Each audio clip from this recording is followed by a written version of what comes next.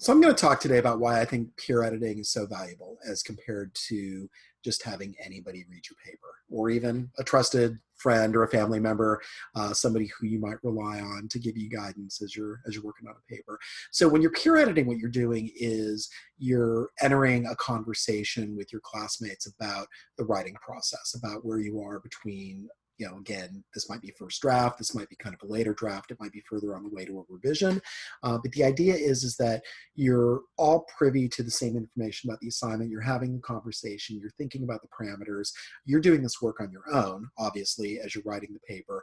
And so you can provide this kind of guidance and insight and perspective that somebody who's not in the class just can't.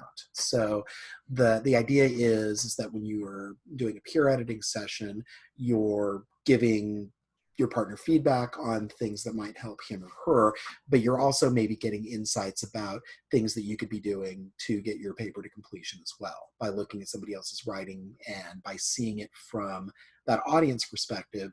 You can understand a little bit more as an author what you should be doing on your own paper. So what I do with my students is give them checklists to go through for the peer editing. So the idea is that you're not just saying, here, look at the paper, and doing a grammar check and maybe saying otherwise, yeah, it looks good. It doesn't allow you to be specific if you don't have a roadmap. So this is a roadmap that I give students that helps guide the peer editing process. So, and as you see, it's 7 questions with a little bit of additional questioning built in here.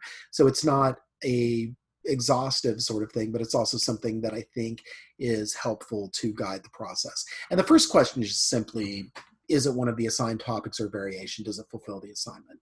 So again, if it's a proposal paper, it's a little bit more complex than, is it a proposal? Does it have a proposal in it, right? So for my classes, when I assign proposal papers, there's a feasibility paragraph that's part of it. You have to come up with 3 specific distinct outcomes that will result from your proposal.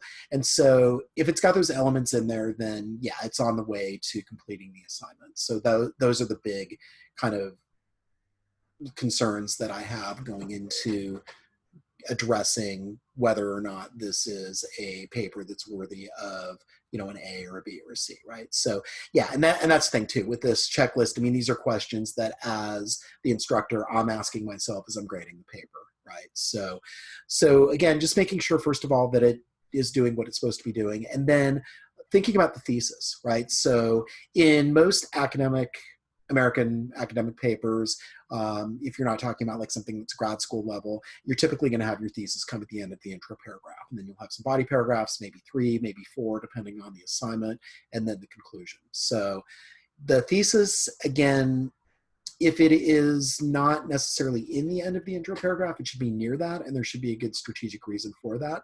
What happens in writing sometimes with drafts is that you'll have revelations as you're writing a draft, and you might just kind of pop in parts of the argument wherever. You might have something that's actually a more effective thesis in your body paragraph or even in your conclusion. I mean, that's certainly something I've seen at the end of the paper. People have a revelation, they'll pop that in there. That might actually be more effective than the thesis that you have at the front of your paper. So peer editing is designed to, in a way, with this checklist that I give students to help figure that out, right?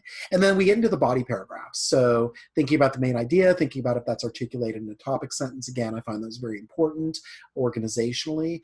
If it's adequately developed, right? So if it's supposed to be 250 words, if it's supposed to utilize a minimum of 2 quotes, whatever kind of parameters are given, just making sure it's doing that, right? So, and again, if there's no set parameters, a word count generally kind of implies a certain kind of robustness. And if it's not doing that necessarily, then that's something that you want to definitely address in a rewrite. And then this idea here about the sentences, is it clearly related to the sentence that precedes it and the sentence that follows? That idea of flow is something that students often talk about. They want to make sure that their papers have good flow. And this is where that idea comes in, right? So, and then are there any parts of the paragraph that are tangential? Do they fit into another paragraph maybe, or do they require a separate paragraph? Maybe is it good writing, but it doesn't necessarily fit at all within what's for this paper? Those kind of questions come into play as well, right? So all of those things are helpful in terms of the organization, in terms of whatever kind of content requirements there are for the paper. A lot of that obviously is going to be contained with the body paragraphs. And then you're going to get into the next questions here, which deal with tone, diction, grammar. So that's generally the kind of readability. And you notice there's higher level stuff first, right? There's thesis, there's body paragraphs, there's organization, there's the sources that are being used. All those sorts of things come into play. And there's kind of little inherent questions in here too that aren't specific, but obviously with body paragraphs, you would want to make sure that there are citations that are included with quotes. You'd want to make sure that there are signal phrases, that things are framed well, right? So all those kind of lessons that go into writing are things that manifest there. Not every single question is explicitly asked because that would be exhaustive, but at the same time, that's something that you should be attuned to as you're reading somebody's paper. And then also, obviously, as you're getting feedback, you want to make sure, because again, you're probably fairly late in the writing process, I would hope, when you're doing the peer editing exercise. And so a lot of what you're going to apply from your peer editing session will be kind of fine tuning things, right? So you should definitely not be deep in the drafting phase still. You should be either mostly done with the draft or completely done with the draft. And you should be thinking about revising at this point in the process. And then the last two questions I think are really valuable for again, just kind of an overview of how the paper's doing, but also to underscore some really key points about writing. Again, this idea of two things you liked about the paper, including chief strengths. Hard to say.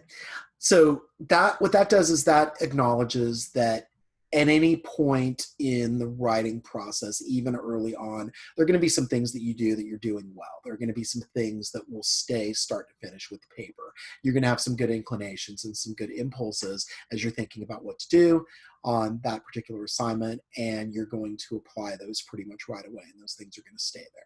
So by the time that you get to the peer editing part of the process, you're going to have exhibited some solid elements of the paper already, right? So, but then there's also two specific suggestions that you think will help the writer improve the paper.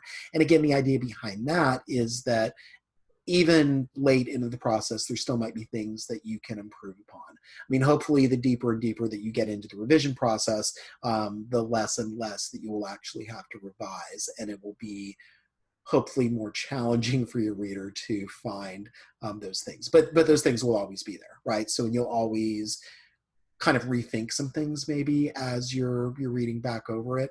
Again, there is a point where you do have to turn in the paper. You can't revise it forever. Obviously, there's going to be a time where you have to ultimately turn the paper in, but at least, again, if you're thinking about these considerations here, recognizing what's working well, and then again, acting upon as a writer, getting feedback to specific suggestions you think that the reader thought would help you improve the paper, then you're in better shape.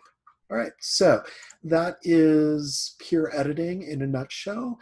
Definitely something you should practice. And again, I like to advise students too that you maybe don't want to just rely on one person, that you want to set up several peer editing sessions, because that can certainly help you get different perspectives and see different things in the paper as well.